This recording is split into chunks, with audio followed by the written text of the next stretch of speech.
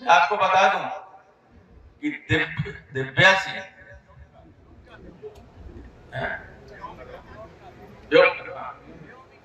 योमिका Singh sorry, योमिका Singh Haryana की जाकर जमात और एयर मार्शल भारती पूर्णिया के यादव हैं। तो तीनों तो पीडीए के थे। एक को मुसलमान समझ के गाली दी, एक को राजपूत समझ के कुछ नहीं किया और भारती के बारे में जानकारी नहीं थी। और जब पेपर में आ गया तब ये सोचने को विवश है कि अब क्या करें। तो मानसिकता जब खराब होती है तो सेना की उपलब्धियों के बजाय लोग अपनी उपलब्धियां बताने लगते हैं। हाँ, मैं करती हूँ। क्या ऊंची जातों वालों को दलितों को गालियां देना चाहिए?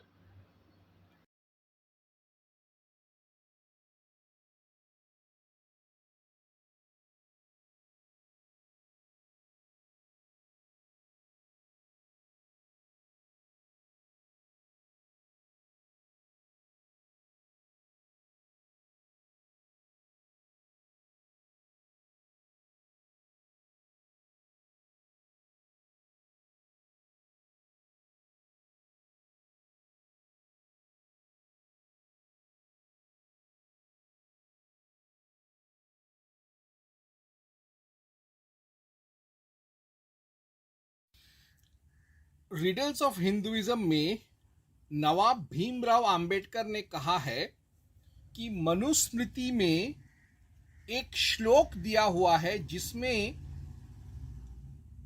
इसको धर्म बनाया गया है कि शूद्र अर्थात दलितों को गाली देना।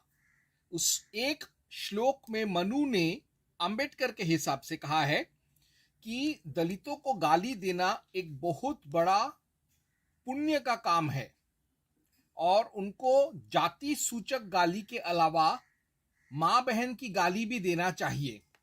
ऐसा रिडल्स ऑफ हिंदुइज्म में नवाब भीमराव अंबेडकर ने लिखा है मनुस्मृति के बारे में। तो क्या ये बात सच है कि नहीं, आज मैं इसका जांचाई करूंगा। तो सर्वप्रथम मैं मनु से ही दो श्लोक पढ़ूंगा, 4.141 और 8.273। ये बहुत ही साधारण सा विषय है तो इसमें ज्यादा मुझे समझाने का जरूरत नहीं पड़ेगा। मैं सीधा सीधा श्लोक ही पढ़ूंगा और दूध का दूध पानी का पानी साफ हो जाएगा।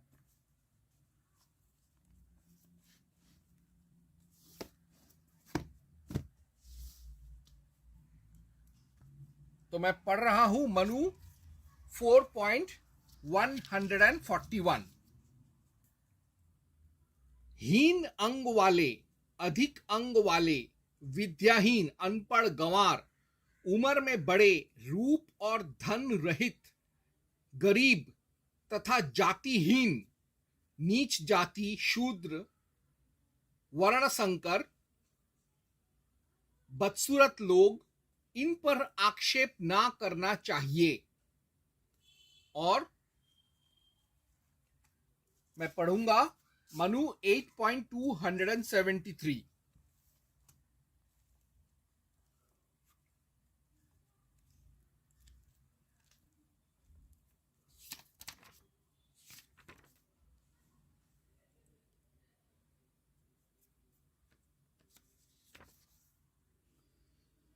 किसी मनुष्य के विद्या, देश, जाति तथा शारीरिक संस्कार इनको घमंड से झूठा बतावे तो उस पर 100 पर्ण दंड होना चाहिए।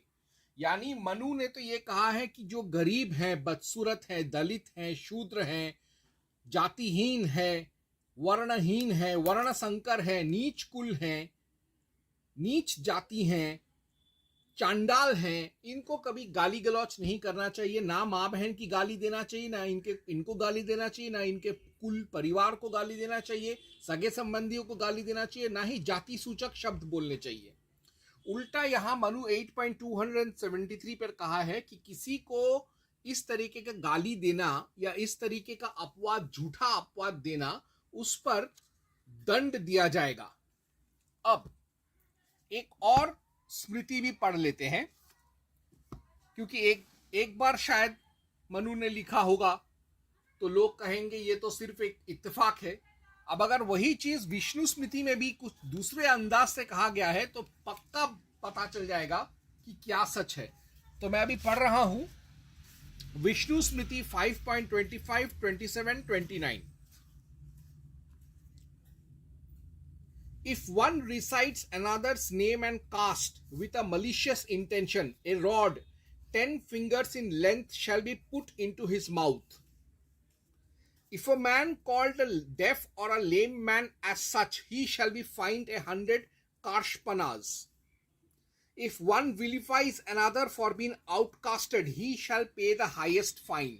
यानी अगर किसी को गाली देता है कोई, उसके नाम को लेकर, उसकी जाति को लेकर, उसके कुल गोत्र परिवार को लेकर, या उसके सगत संबंधियों को, या उसको माँ बहन की गाली देता है, तो उसके मुंह में 10 अंगुल यानी तकरीबन 1 इंच 10 इंच का एक लोहे का रॉड उसके मुंह में ठूस दिया जाएगा। और अगर वो किसी अपाहिज को गाली देता है तो उस पर 100 कर्षपन यानी 100 सोने की मुद्राओं का दंड होगा। और अगर कोई आदमी किसी निर्दोष वर्ण संकर, हीन जाति, हीन कुल, शूद्र, दलित को वो गाली देता है बिना किसी कारण के, बिना किसी अपराध के, गुस्से में आकर या सोचे सचे रणनीति के हिसाब से, तो गाली देने वाले पर सबसे ज्यादा दंड दिया जाएगा, कर दिया जाएगा, उसको बहुत बड़ा फाइन, पेनल्टी भरना पड़ेगा। तो इसी से पता चल जाता है कि प्राचीन मनुवादी समाज में दलितों को किसी भी तरीके का जाति सूचक या मां बहन की गाली देना अलाउड नहीं था, ब्राह्मणों के लिए भी। और अगर कोई देता था किसी निर्दोष शूद्र या दलित को, तो गाली देने वाले को सजा लेना पड़ता था, शारीरिक और आर्थिक सजा। तो मैंने आज इस भ्रम का भी जवाब दे दिया, रिडल्स ऑफ हिंदुइज्म का। ओम हं हनुमते नमः।